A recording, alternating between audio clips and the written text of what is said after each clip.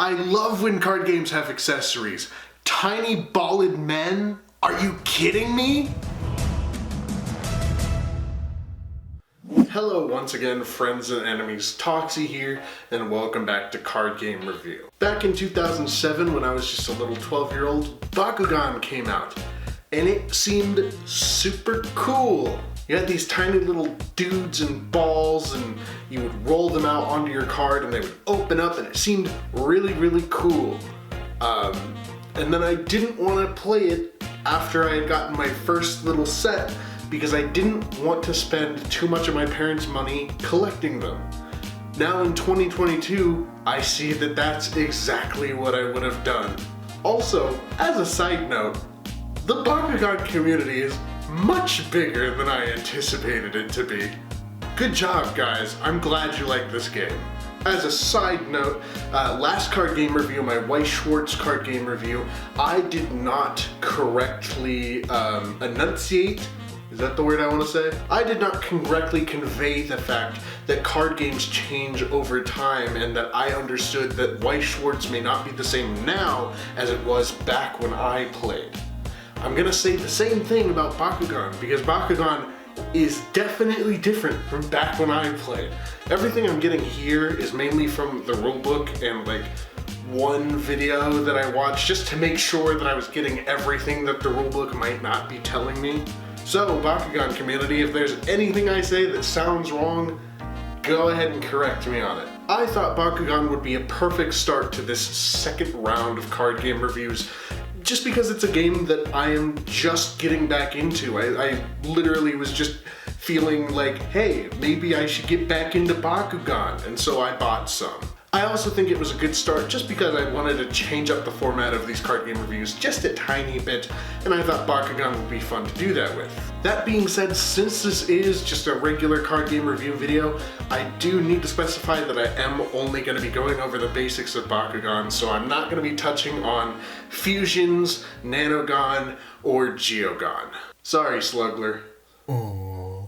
Spin Master did something smart with Bakugan where they made two ways to play. Seeing as how this is a toy card game hybrid, they wanted to play it off so that both parts were useful. The first type of game you can play with Bakugan is just the brawl. That means you're just using your Bakugan and your Baku cores. The second part, the Bakugan Pro, is when you incorporate cards and a deck. For the sake of the card game review, I'm going to be talking about the card version, where you use cards. So let's go over what those cards look like, shall we? First up, we got your Bakugan cards. These are going to be representative of the 3 Bakugan that you're actually using with your deck. Each Bakugan have a faction, and you can see that faction symbol up in the upper left-hand corner of the card. Up in the upper right-hand corner, you can see the Baku Core indicator. Baku Cores are what you're going to be using to set up the field of Bakugan to play on for your Bakugan to roll out onto, and your cores are generally going to correspond with the indicator at the top of each of your Bakugan cards. So these are the cores that you're going to use to play this Bakugan. There are 5 different types of Baku cores that could show up on your Bakugan's card. Each of these cores will give a Bakugan either a buff or a debuff, and you can strategically pick them out and place them around the field to either give yourself a boost or slow down your opponent. Bakugan will also have a Bakugan power, which is a base power of some sort that's going to be right in the left-hand center-ish part of the card. Over on the right-hand center part of the card is the damage, and this is the amount of damage that your Bakugan's going to do to your opponent after winning a Bakugan battle. A standard deck, based on what I can gather with my starter deck here, is going to consist of 3 different types of cards. You've got your Baku action cards, your Baku gear cards, and then your Baku flip cards. Each of these cards is going to have an energy cost in the upper right-hand corner of the card. This is the amount of energy that you're going to exhaust to be able to use that card. We'll go over energy when we get into the gameplay basics. These cards will also have a specific type of an effect that they do in their text box usually, depending on what type of card they are. Baku Flip cards are going to have a trigger condition when you take damage, which we'll go over when we get into the gameplay basics. Baku Gear cards will help boost your Bakugan's B power as well as their damage output. Each Bakugan can only have one Baku Gear equipped at a time unless that Baku Gear has a dual Baku Gear effect text on it.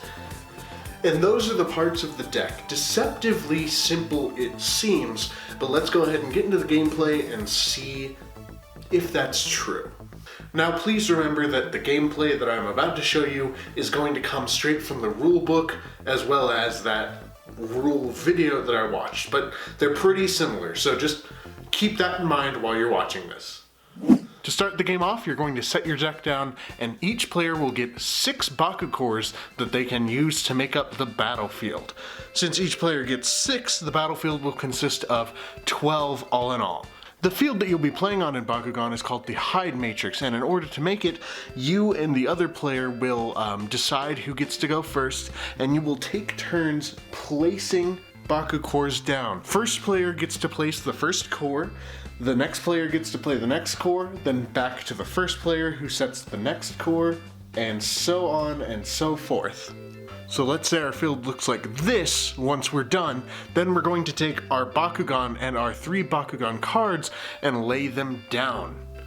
To start each brawl, you're going to set your Bakugan cards face down on your side of the field with the corresponding Bakugan over each one. So we've got our blue there, our green there, and our red there. Then we're going to draw 5 cards from the top of our deck. The cards in your deck should correspond with the factions of each of your Bakugan. At the start of each turn, each player can draw a card from their deck into their hand, and then each player can choose a card from their hand to put into their energy zone as energy.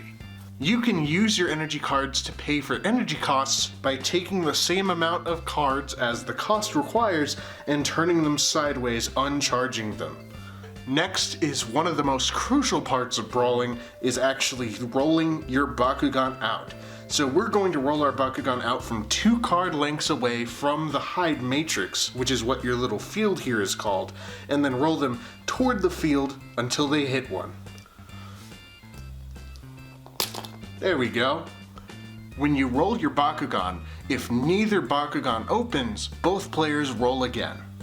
If only one of the Bakugan opens, the player whose Bakugan opened wins the brawl. If both Bakugan open, then the players turn over the Bakugan card of the Bakugan that opened and engage in a brawl. Each player will add up the B power on their Bakugan's card with the B power of the core that the Bakugan flipped open on. Then, in an effort to win with the energy that they have, players can use cards from their hand to modify their Bakugan's B power as they wish. The player whose Bakugan has the highest B power is the winner of the brawl and will be placed opened on their character card. The player who lost will return their Bakugan closed on top of the Bakugan's character card. During the damage step, the winning player's damage number for the Bakugan that won will be dealt to the other player in damage. When you are dealt damage in Bakugan, much like in Weiss Schwarz, you will flip over the top cards of your deck equal to the amount of damage that you have taken. In this case, this player would have taken 5 damage. These cards will go into your discard pile at the end of the turn, and as we end our turn, we will take any uncharged Bakugan energy and charge them for the next round. If a player wins a brawl and all 3 of their Bakugan have been opened, they can then do a team attack, wherein all of the damage for all 3 Bakugan is added up and dealt to the player. A player loses once they no longer have any cards in their deck to draw. And that was the gameplay basics. Bakugan is a fun-seeming type of game. It's deceptively simple. In fact, I overplayed it in my head a lot. I tended to overcomplicate it when I was trying to figure it out before, which is why I looked up the guide video in the first place, because I thought there has to be more to this game that I'm missing. There's not. I feel like Bakugan presents a fun opportunity for collectors and children who just want to play a game that is super collectible. Generally speaking, a lot of the Bakugan that I personally have found have been very cheap for what they are. There might be some expensive ones here or there. Generally, those are classic Bakugan as far as I've seen personally. I could be wrong about that. But I think in the way that Bakugan presents itself, especially having two different game modes, one that's easier and one that's a little more for people that are more in tune with card games, helps it be super easy for people to get into. That, as well as it's not super high price, just seems to be a really good gateway into starting a game. I can definitely see how people would get confused at Bakugan at times, but like all other card games, all it takes is a little bit of practice and then you can get a hold of it. As of right now, if you didn't want to spend money on Bakugan and wanted to try and play it online, I don't believe that there is an online client for it. I know that there is an official Bakugan Roblox game, I guess, but I imagine that that's not much for playing Bakugan as it is for playing Roblox. That being said, I enjoy Bakugan. I think it's a fun little game, and I think it hasn't garnered its community for nothing.